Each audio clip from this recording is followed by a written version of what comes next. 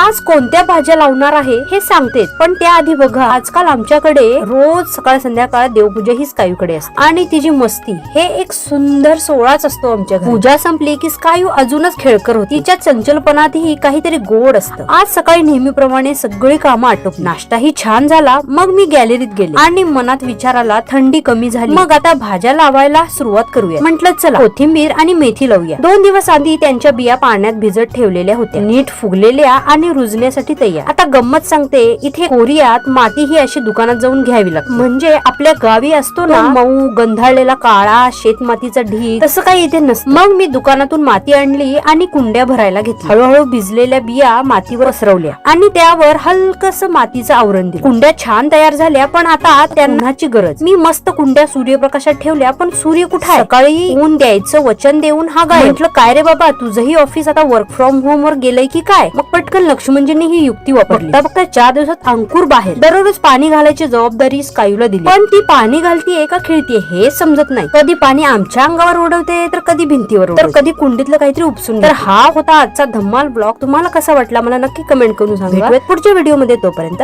Bye bye.